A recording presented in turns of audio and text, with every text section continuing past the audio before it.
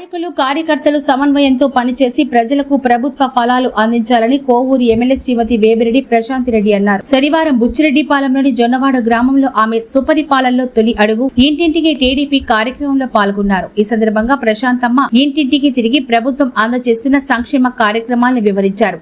స్థానికంగా ఉన్న సమస్యలను తెలుసుకుని పరిష్కార మార్గం చూపారు. ప్రతి ఇంటికి వెళ్లి వారి యోగక్షేమాలు తెలుసుకుంటూ ముందుకు సాగారు.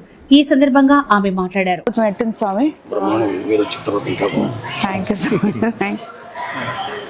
ఏమన్నా సమస్యలు ఉన్నాయి స్వామి? ఏమన్నా పెట్టమంటారా చెప్పండి. ఏం లేవు. అమ్మవారి దయ వల్ల మీకంతా ఏం ఉండకూడదు.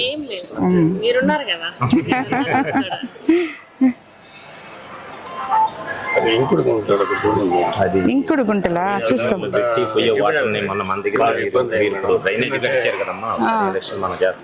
అది ప్రాబ్లం అయింది. గ్రీన్ ట్రిబ్యునల్ కి పెన్నులో కలుస్తాను పెట్టి ప్రాబ్లం చేసి అదే వాళ్ళు ఎవరో అనవసరంగా పెట్టారు. దాన్ని రెక్టిఫై చేస్తాం. ఏదో ఒకటి దాన్ని అది క్లియర్ చేస్తాం. క్లియర్ చేస్తాం. ఇప్పుడు దాకా కార్డులు లేదా మీరు?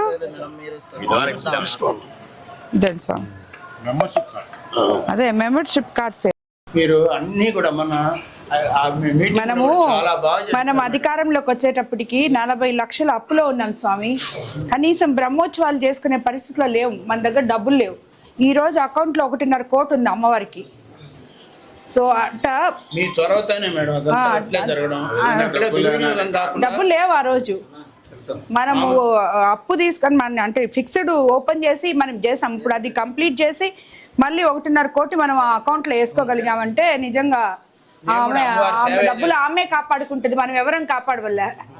మేడం నేను అమ్మవారి సేవ చేస్తాను.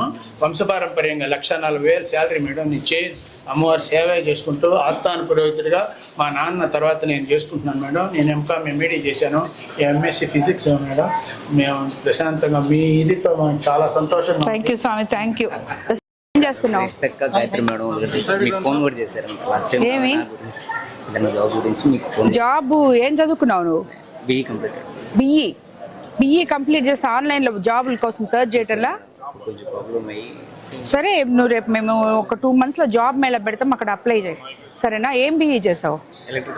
ఎలక్ట్రికల్. సరే అట్లనేలే. ఏమైనా ఉంటే చెప్పు. నాకు అప్లై చేసి ఎక్కడైనా చెప్పు, నేను చేస్తాను. సరే సార్. తెలుగుదేశం ప్రభుత్వం నచ్చిందమ్మా? ఏమైనా పెన్షన్ అది వస్తుందా? వస్తుందా? కొడుకు కూడా ఉద్యోగం వస్తుందిలే. అప్పుడు ఇంకా అమ్మవారే చేపిస్తారు. చేస్తారు.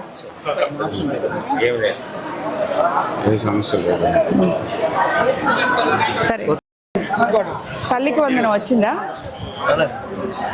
పిల్లలు ఎంతమంది? ఏం చదువుతున్నారు? ఎక్కడ? ఎందుకు రావట్లేదు?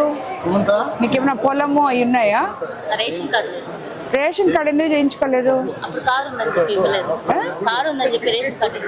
ఇప్పుడు కూడా కారు ఉంది, అందుకని ఇవ్వట్లేదా? అయితే వద్దులే. అమ్మవారు లేకపోయినా కారు మళ్ళీ కొనుక్కోగలిగిందా లేదా? రేషన్ కార్డు పెట్టించాను వాళ్ళకి. రా పంచాయతీ వాళ్ళు ఎవరు రాలా? రేషన్ కార్డు పెట్టించాను వాళ్ళకి. ఏమ్మా తెలుగుదేశం ప్రభుత్వం నచ్చిందా? తెలుగుదేశమేనా ఎప్పుడు? సరే.